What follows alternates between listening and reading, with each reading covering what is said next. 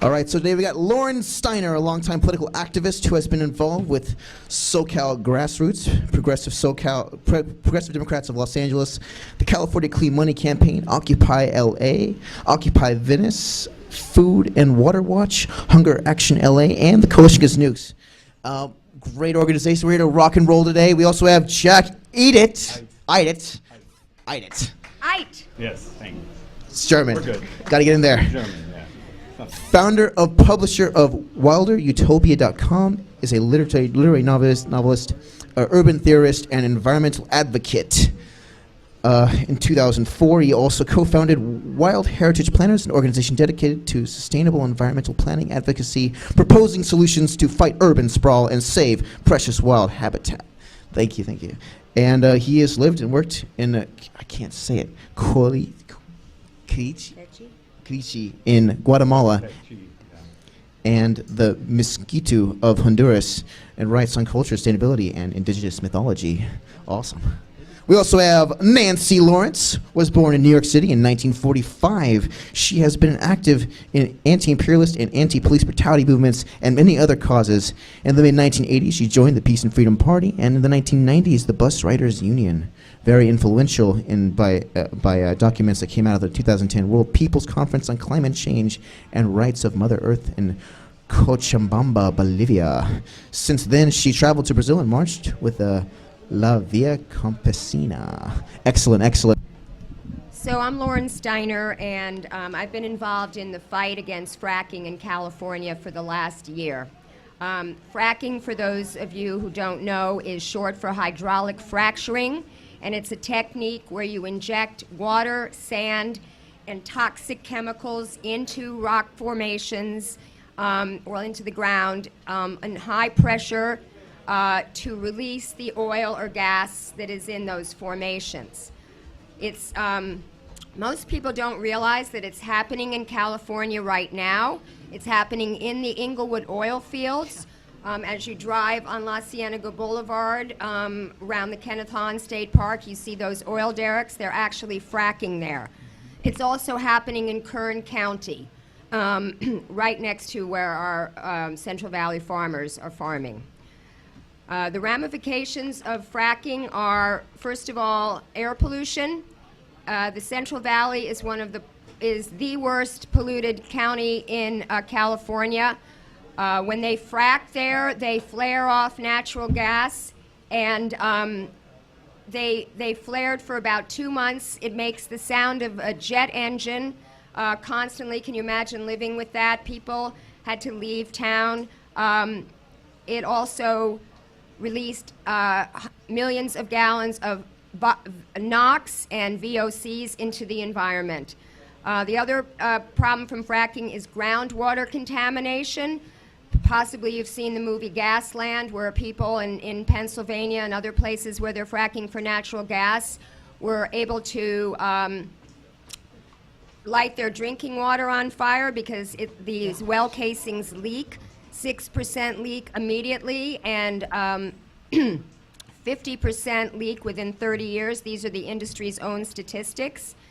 It affects the farms. I heard a hearing from Bakersfield, California, where 7 farmers from that county came and talked about how the fracking was affecting their wells, their water wells. One farmer said that he has to make a completely new well, and he can't afford to do that. So even though his family has been farming for 3 generations, they're going to have to go out of business now. It creates the industrialization of landscapes. That's one shot, but I've also seen shots where you have beautiful green okay, when I took out my petition, they all organized a counter petition. 2 weeks before this thing was voted on, the NRDC took out 5 ads in Sacramento papers saying that we should vote, that legislators should vote for SB 4. They produced a slick video that people should call their legislators and tell them to vote for SB 4. And in the last week, Jerry Brown put in these amendments that were requested by Big Oil that essentially made the bill, which was already weak, actually harmful, because it prevented Dogger from doing a CEQA review which is what Fran Pavley in a personal phone call told me was the most powerful part of her bill. Lauren, once we establish a permitting process, you know, that will trigger a CEQA review. Well, this piece of legislation now says that Dogger shall determine, I can't remember the exact language, that no more environmental review or mitigation is required. And this goes basically to January 2015. So now we have 15 months of unregulated fracking. There's also language in there that says that possibly the governor and Dogger cannot declare a moratorium, cannot impose a moratorium during this period when they have unregulated fracking. So what happened was, at the 11th hour, these big green groups pulled their support, and but it was too late, because they had already greenwashed it to the point where most of the editorial boards of the California papers had endorsed this bill, even as many of them said, this bill is not enough, we really should have a moratorium, but right now, this is better than nothing. Californians Against Fracking, which formally launched in May 30th, came out, and this is what happens with the environmental movement, and I'm here to talk about this because we really need to understand this. There were organizations like the Sierra Club, which was against this bill from the beginning, but only because of the disclosure rules, because they had to disclose, yes, Fran Pavley was right, they had to disclose all the chemicals, but they don't have to disclose the concentrations and the formulas, because those can be considered a trade secret. And this is what Halliburton wants. So Sierra Club was very much against this, but they didn't want to, they thought that to the last minute they could negotiate with Fran Pavley and get her language strengthened, and was kind of using my bill as a way to, you know, push her to the left a little bit. So, and then the other groups, like Physicians for Social Responsibility, Center for Biological Diversity, Food and Water Watch, these were the lead organizations in establishing Californians Against Fracking. A lot of them felt like it kind of really didn't matter whether SB4 passed or not. It really wouldn't set back our efforts to get a ban on fracking in California, but that's not really actually true, because based on the amendments that I just told you about, it really does set our effort back. And they just kind of finally came out like 2 weeks before the bill with a statement that didn't even say, no, we oppose SB4. It basically said, we don't think regulations like SB4 can make fracking safe, therefore we urge the governor to impose a moratorium. Well, Jerry Brown is never going to impose a moratorium. He's totally bought out by the oil industry. They contributed, I can't remember how many millions of dollars, all these oil companies, to his Prop 30 campaign. And a state senator told someone who's the chair of the California Party's Environmental Caucus that a deal was made that if they would support his Prop 30, he would allow a weak fracking regulatory bill to go through. And Dan Walters from the Sacramento Bee also speculated that Jerry Brown possibly was allowing a weak fracking regulatory bill to go through in exchange for getting an oil severance tax. Oil severance tax is something I used to support before I really understood this. I thought, oh, gee, you know, the oil companies should have to pay a tax like they are in every other state where they're extracting oil. But really that would be the worst thing, because then all of our local municipalities would become dependent on this oil revenue, and we'd never be able to, you know, get off our addiction to oil. So basically, so what do I think are the next steps? Well, the movement, you know, Mimi talked about in the beginning, he said the left has to stop eating each other, you know, they have to stop fighting each other. But what were we to do in that point? I mean, this is exactly what these green groups were saying. You know, we have to be united. We have to have a united front coming out of this, no matter what happens with SB4. But the problem was, who do we unite behind? Do we unite behind their reformist, you know, corporatist view, which ultimately it was, or do we go behind the more radical view? So these ponds leak into the Athabascan River, which support the indigenous people who are downriver, which heads north from the tar sands there. The communities are suffering major cancer spikes. Tantu Cardinal, actress who has spoken here and done a lot of really great work on this issue. Her quote is, "The sickness in the people is the sickness in the land," and that's not just confined to the indigenous people of Canada. They're the first sacrifice, and it spreads out from there. So climate implications, which I touched on. This process, well, from mining, transporting, refining, more transportation, and then into burning, we're looking at 3.2 to 4.5 times more greenhouse gas intensive than conventional crude already, which is completely destabilizing the global climate. So we're talking game over for the climate, which has been the push for Dr. James Hansen, who former NASA scientist, and so we need to leave this in the ground. If we do what they plan to do, we're looking at major implications to the global climate, which we're already experiencing on a massive level.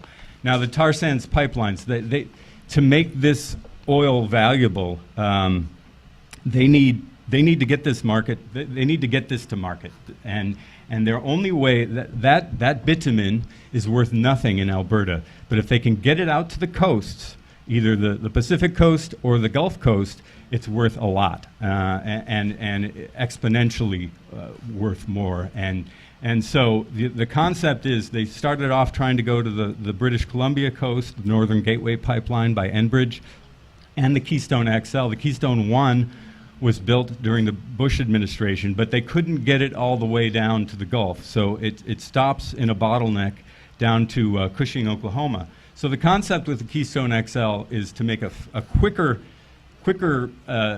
move heading south, so cutting a quicker direction between Alberta and Cushing, Oklahoma, and then heading south to the Gulf. So unfortunately, we were unable, there's been a major movement around this, which probably many of you have taken part in. Starting in 2011, people became aware about this even before Occupy Wall Street.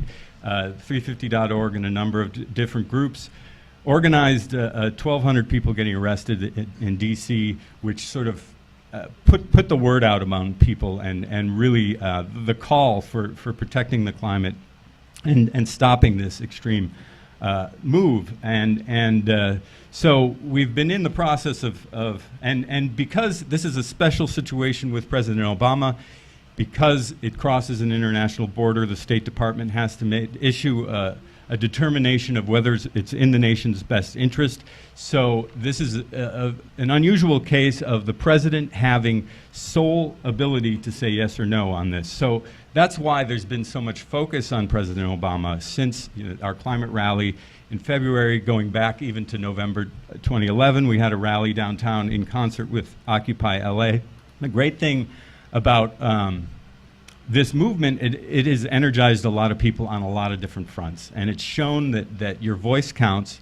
And when you stand up and speak out, okay, we're facing an industry. Big oil has more money than, it's unimaginable the power that they have, but we have a power that's intrinsic, and it has not been constant, and it hasn't been all-encompassing, but it has been real. So we've been able to put cogs, stop this Keystone XL pipeline at a few different locations. We were unable to stop the southern leg of the Keystone.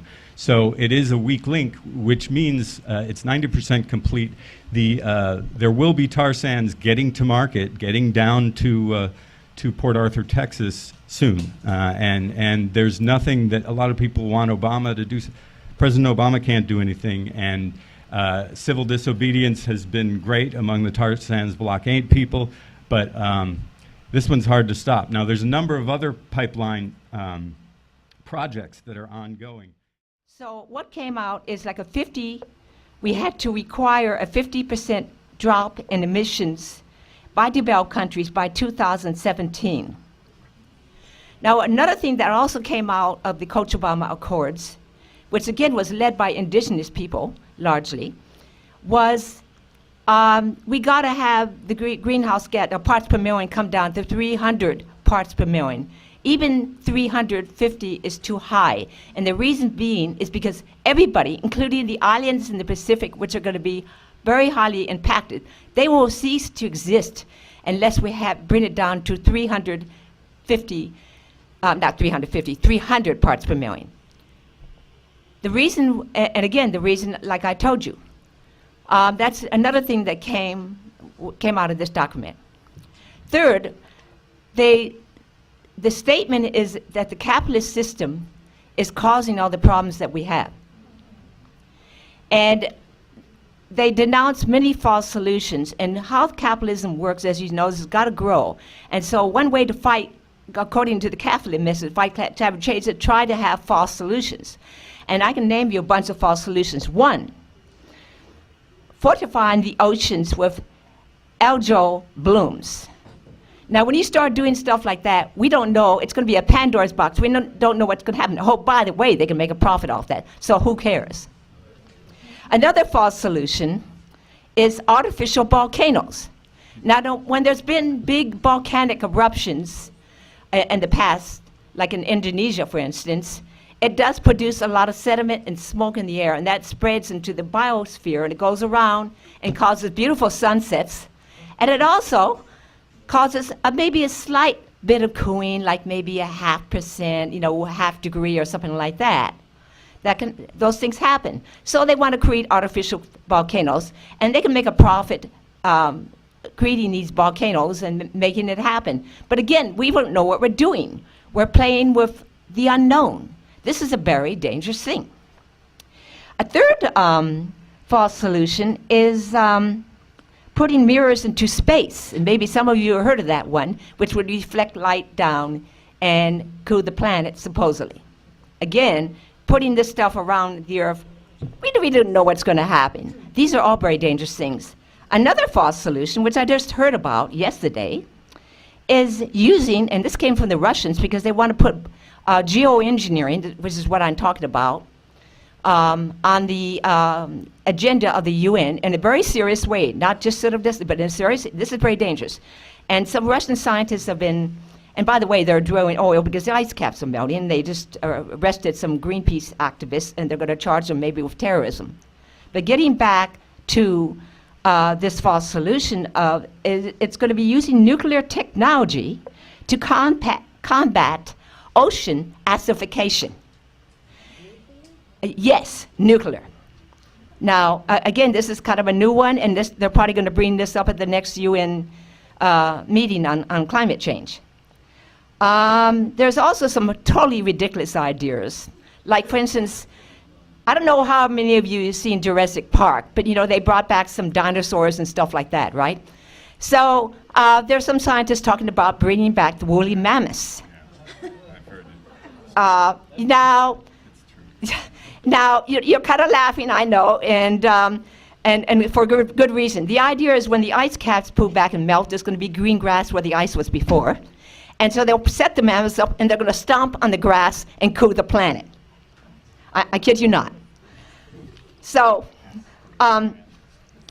these ideas are fantastic, way out of whack. And again, it just shows you how greedy the capitalist system is. You know, I'm in with the Peace and Freedom Party, and we got some solutions. We're running a candidate, by the way, Cindy Sheehan, just to let you know. I'm going to give a little plug for her. And she's going to be addressing these issues and other issues and connect all the dots. But getting back to fossil fuels, we got to have some solutions. And there are a couple of solutions I want to talk a little bit about.